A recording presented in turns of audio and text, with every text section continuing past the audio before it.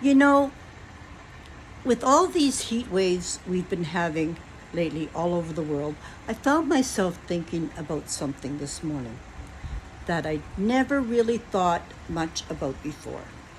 What would happen if the power suddenly went out?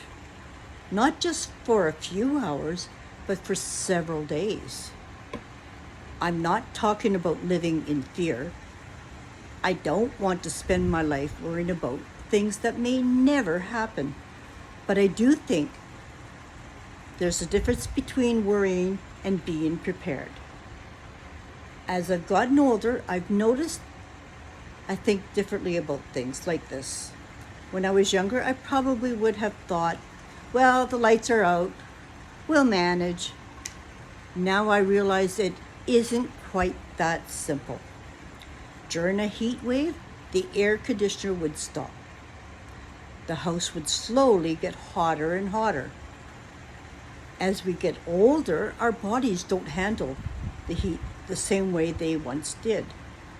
We don't always realize we're becoming dehydrated until we're already feeling weak. Something that might just be uncomfortable for a younger person could become very dangerous for an older one. Then my mind kept wandering. My phone would eventually lose its charge. The refrigerator would warm up.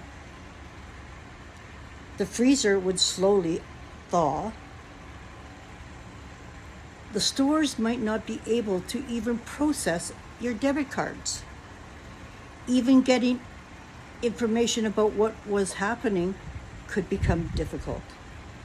The more I thought about it, the more I realized just how much of my daily life depends on electricity. But then another thought came into my mind, and this one stayed with me. What about the seniors who live completely alone? I could picture an older woman sitting quietly in her home. The lights are out. The house is getting warmer every hour.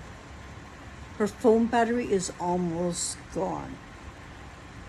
She doesn't want to bother anyone because she's spent her whole life being independent. That image really touched me. It made me realize that maybe the greatest danger during a blackout isn't always the darkness.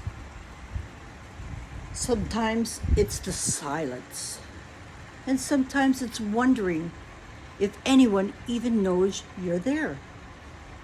I started thinking about the way things used to be. Years ago, neighbors knew one another. If someone hadn't been seen for a day or two, somebody knocked on the door. People naturally checked on each other. I wonder if we've lost some of that. I also had to ask myself a few honest questions. Am I actually prepared? Do I have enough drinking water put away? Do I have a flashlight beside my bed? Are my power banks charged? Do I have enough food that doesn't need refrigeration? If my phone stopped working, would I have a written list of the people I might need to call? Those questions didn't make me feel afraid. They actually made me feel calmer. Because being prepared isn't expecting the worst. It's giving myself peace of mind. If nothing ever happens, that's wonderful. But if something does, I don't want to be standing there wishing I had spent one afternoon getting ready. Out of everything I thought about this morning, though, the thing that stayed with me wasn't bottled water or flashlights. It was people. If there really was a prolonged blackout, who would I check on? Who would check on me? Maybe those are questions worth asking before we ever need the answers. Because at the end of the day, Resilience isn't just about batteries or bottled water. It's about knowing someone would notice if your light stayed off and caring enough to notice when someone else's do. I'd love to hear what you think. Are you prepared for something like this? And if the power went out tomorrow, who's the very first person you'd want to make sure was okay? If you enjoyed spending this little coffee break with me, I'd love it if you'd like, subscribe, and share.